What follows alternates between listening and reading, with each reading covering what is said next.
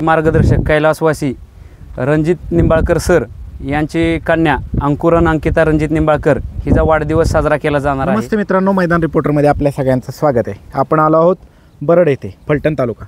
मित्रांनो, या ठिकाणी दिनांक 11 सप्टेंबर रोजी भव्यदिव्य असं एक बैल एक आदत हे मैदान संपन्न होत आहे। या मैदानाचं आयोजन नियोजन कसं आहे, या मैदानाच्या नियम अटी कशा आहेत आणि हे मैदान कशा पद्धतीने पार पाडणार आहे, हे सगळं आपण या मुलाखतीच्या माध्यमातून आयोजकांकडून जाणून घेणार आहोत। चला तर मग।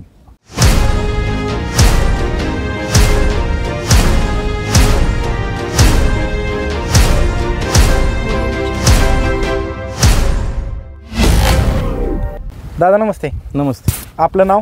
सचिन बाळासो चव्हाण, आयोजक या मैदानाचे। आयोजक। काय सांगाल, किती तारखेला मैदान हे संपन्न होणार आहे आणि कुठं होणार आहे? हे मैदान 11 तारखेला बुधवारी बरड या ठिकाणी होणार आहे। एक बैल एक आदत। या मैदानाचं आयोजन कशा निमित्त आहे? या मैदानाचं आयोजन गणपती उत्सव आणि श्री मान्य उद्धव बाळासाहेब ठाकरे यांच्या वाढदिवसाचं औचित्य साधून आहे। हां, तर मैदानाच्या परवानगीची प्रोसेस कुठपर्यंत आली? मैदानाची परवानगी कालच मिळालेली आहे। बरं, आता ह्या मैदानाचं स्वरूप काय असणार आहे? ओपन आहे का आदत आहे? हे मैदान आदत आहे। बरं, आणि बक्षिसाचं स्वरूप प्रथम ते शेवटपर्यंत सगळं सांगा। प्रथम क्रमांकाचं बक्षीस 1,11,111 आहे व 2 ढाल, आणि द्वितीय क्रमांकाचं बक्षीस 77,777 आहे आणि 2 ढाल। तिसऱ्या नंबरचं बक्षीस आहे 55,555 आणि 2 ढाल। चतुर्थ क्रमांकाचं बक्षीस आहे 33,333 आणि 2 ढाल, आणि 5व्या क्रमांकाचं बक्षीस आहे 25,525 रुपये, आणि 6व्या क्रमांकाचं बक्षीस आहे 15,515 आणि 7वं बक्षीस आहे 11,111 व 2 ढाल। आणि प्रवेश फी किती असणार आहे? प्रवेश फी 999 रुपये असते। आणि ऑनलाईन नोंदी सुरू झाल्यात का? ऑनलाईन नोंद आजपासून चालू झालेली आहे। किती तारखेपर्यंत ऑनलाईन नोंद घेतली जाणार आहे? ऑनलाईन नोंद 10 तारखेपर्यंत मंगळवारी सायंकाळी 6 वाजेपर्यंत घेतली जाईल। ह्या मैदानाचे लॉट ऑनलाईन पद्धतीने पाडले जातील का? या मैदानाचे लॉट मंगळवारी संध्याकाळी म्हणजे 10 तारखेला 7 वाजता चालू होतील। आणि कोणत्या चॅनलवरनं आम्हाला हे लॉट पाहायला मिळतील? तुम्हाला हे लॉट SB लाईव्ह ह्याच्यावरून।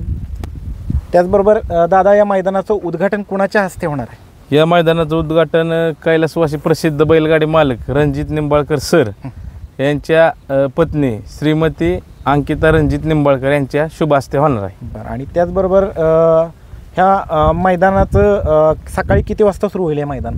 हे मैदान सकाळी 8:30 वाजता चालू होईल। बरं, जी तुम्ही बक्षिसाची रक्कम जी बॅनरवरती डिक्लेअर केली ती विजेत्या बैलगाडी मालकांना संपूर्ण रक्कम भेटेल का?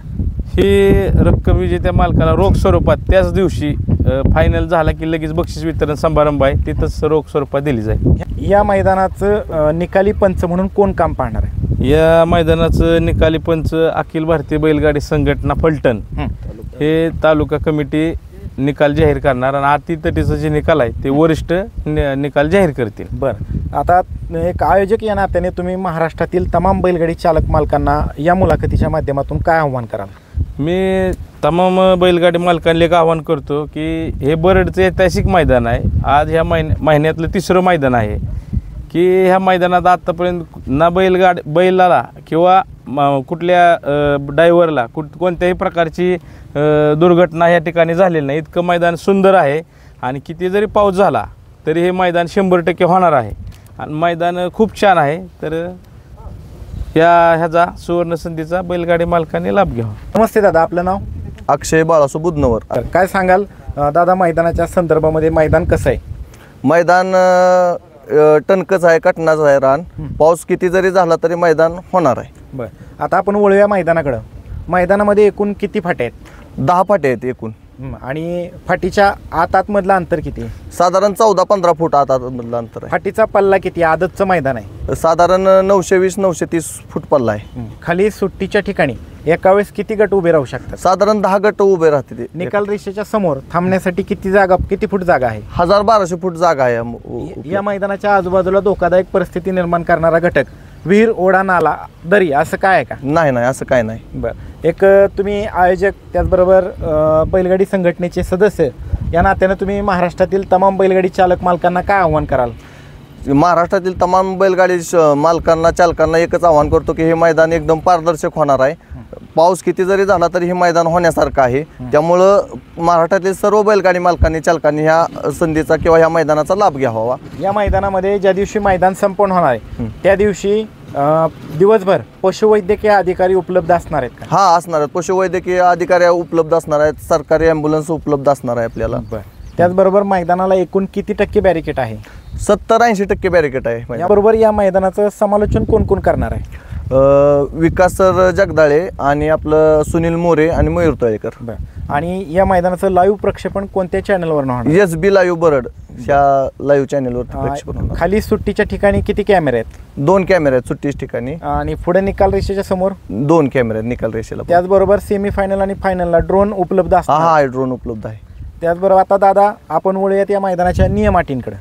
तर हे संपूर्ण मैदान अखिल भारतीय बैलगाडी संघटना महाराष्ट्र राज्य यांनी घालून दिलेल्या नियम अटीनुसार होणार आहे का? हा, अखिल भारतीय बैलगाडी संघटना महाराष्ट्र राज्याच्या नियमानुसारच हे मैदान होणार आहे. या मैदानामध्ये बैलाच्या कोणत्या अवयवावरती निकाल दिला जाईल? जो अवयव पुढे असेल त्या अवयवावरती निकाल दिला एखाद्या विजेत्या बैलगाडीच्या चालकाने बैलाच्या शिफ्टीचा चावा घेतला, ही बाब तुमच्या निदर्शनास आली अथवा कोणी ऑब्जेक्शन घेतलं तर ती गाडी बाद केली जाईल का? हा, ती गाडी बाद केली जाईल आणि त्याच्यावर कायदेशीर काय कारवाई केली जाईल. गटाला असेल, सेमीला असेल? हा, प्रत्येक ठिकाणी ज्या ठिकाणी ऑब्जेक्शन येईल त्या ठिकाणी त्यांना ऑब्जेक्शन घेण्यासाठी किती गटाचा कालावधी असेल? एक 2-3 गटाचा साधारण कालावधी, एक 10-15 मिनिटाचा त्या कालावधी. पद्धतीचं कृत्य जर फायनलला करण्यात आलं तर तिथं कशा पद्धतीनं ती गाडी निकालास पात्र असेल का? ती गाडी निकालास पात्र धरली जाणार नाही. त्या गाडीस कुठलाही म्हणजे बक्षीस काही दिले जाणार नाही किंवा ती गाडीला काहीच म्हणजे ती निकालासच पात्र नाही धरणार. त्याचबरोबर दादा हा आदतचं मैदान आहे त्यामुळे लॉबी टचचा निर्णय कसा असणार आहे? लॉबी टचला गाडी तास पलटी केलं, एक बैल एक छकडा चाक पलटी झालं तर निकाल दिला जाणार नाही. लॉबी टचला निकाल आहे.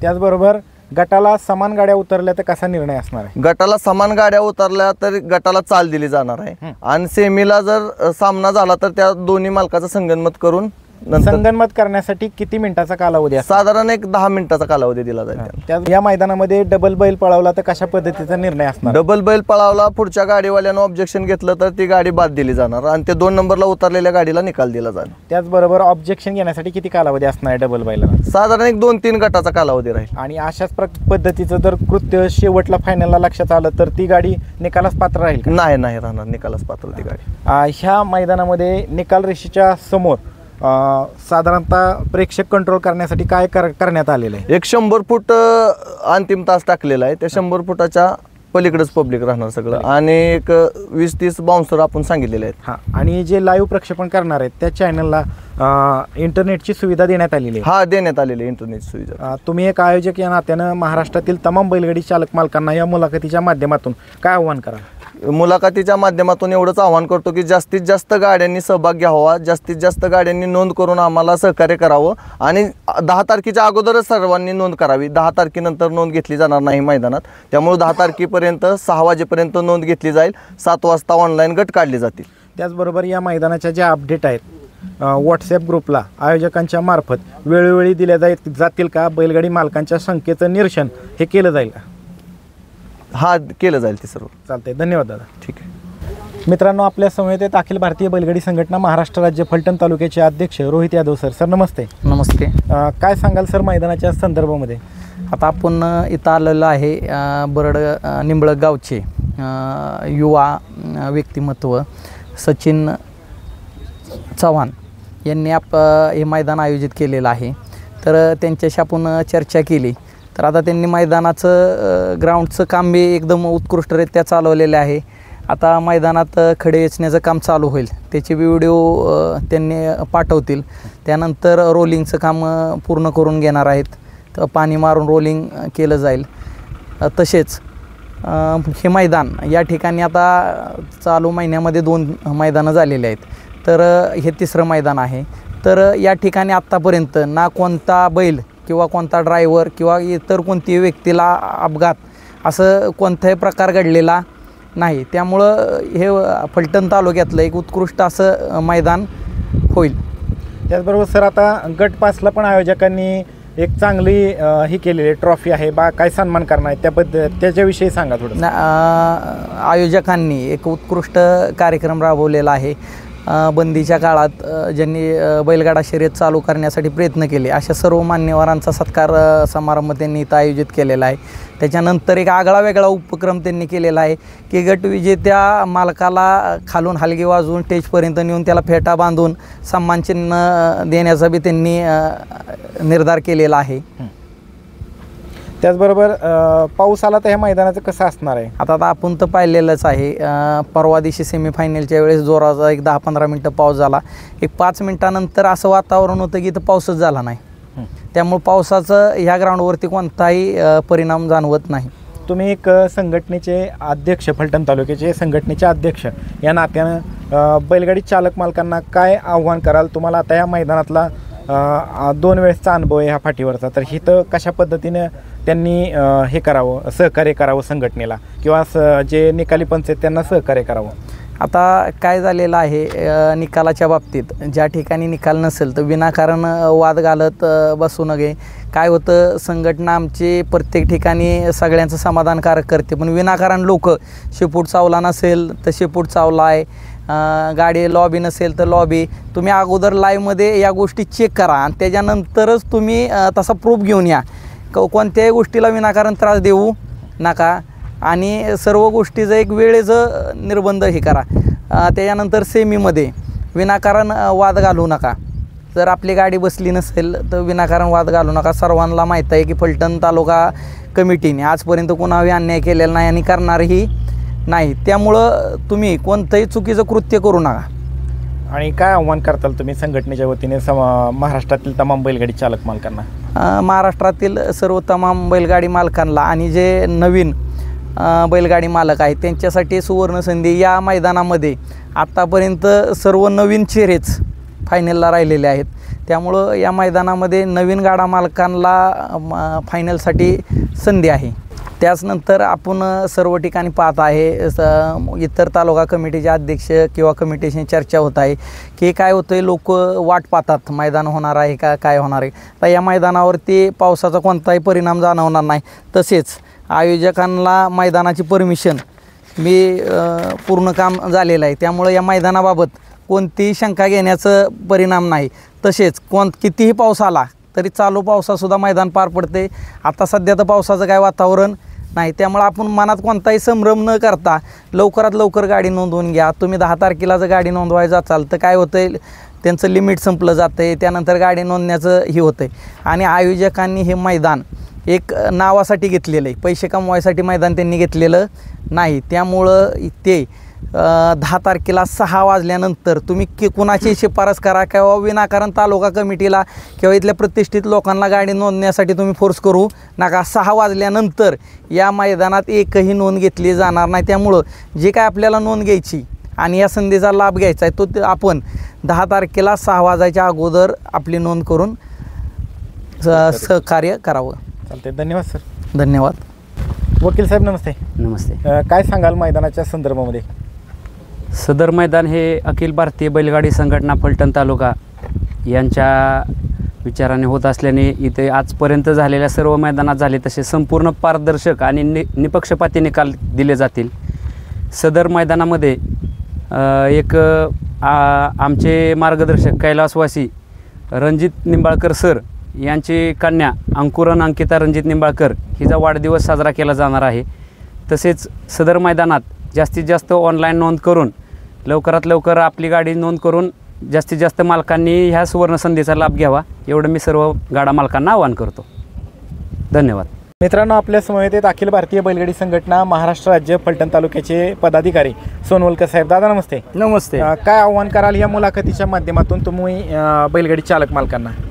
या ठिकाणी 3 मैदान अतिशय सुंदर झालेत. 2 मैदान तर ऑलरेडी झालेलेच आहेत. निकालात सुद्धा फलटण तालुका बैलगाडा संघटना अजिबात कोण पाहुणारावळा कोणीही बघत नाही. जवळचा लांबचा असा काही भेदभाव इथे नसतोच. त्याचबरोबर जी बैलांना मारहाण केली झाली जाते किंवा आसूड असेल किंवा काठी असेल ह्याच्याविषयी काय सांगाल? कसा इथं नियम असणार आहे? ह्या मैदानावर कुठंही म्हणजे वर तापवताना किंवा खाली सुट्टीला कुठंही हासूड काठी जर तशी सापडली तर ते जप्त ह्या अगोदर बी आम्ही भरपूर केलेत आणि आतासुद्धा ते जप्तच केले जातील. कोणीही आणू नये. नमस्कार. मित्रांनो, आपल्या समवेत आहेत प्रसिद्ध असे खाली सुट्टीला पंचांची भूमिका पार पाडतात ते पृथ्वीराज चव्हाण. दादा नमस्ते. नमस्ते. तुम्ही खाली झेंडा पंचांना सहकार्य करत असता. खाली सुट्टीचं पंच म्हणून तुम्ही प्रसिद्ध आहात. तर खाली झेंडा पंच म्हणून कोण काम पाहणार आहे? धनावडे बापू. आणि तुम्ही बैलगाडी चालक मालक असतील किंवा सुट्टी मेकर असतील आणि ड्रायव्हर असतील, त्यांना खाली सुट्टीच्या बाबत काय आव्हान कराल? खाली कोणी झेंडा पंचांना त्रास देऊ नये. हां. गाडी जर उपळत असली तर 2 वेळा चान्स दिला जाईल, तिसऱ्या वेळेस चान्स दिला जाणार नाही. आणि नोंदीच्या संदर्भात काय आव्हान कराल? नोंदी ऑनलाईनच करा. 10 तारखेच्या आधीच करा, 6 वाजेच्या आधी. पुन्हा नोंद घेतली जाणार नाही. कुठे पाहुणा रावळा कोण बघितला जाणार नाही. ऑनलाईन जेवढी नोंद होईल तेवढी आयोजकांना बी त्रास होणार नाही. ऑनलाईनचे गट लवकर चालू होतील, उशीर लागणार नाही. सगळ्यांना वेळेत गट पाहायला भेटतील. नाही तर 12 आणि 1 वाजतात काय ठिकाणी. बरोबर. सुट्टी मेकरांना मी एवढंच आवाहन करतो की खाली आम्हाला हसूड चालवण्याची वेळ येऊ देऊ नका आणि मैदानाला सहकार्य करा.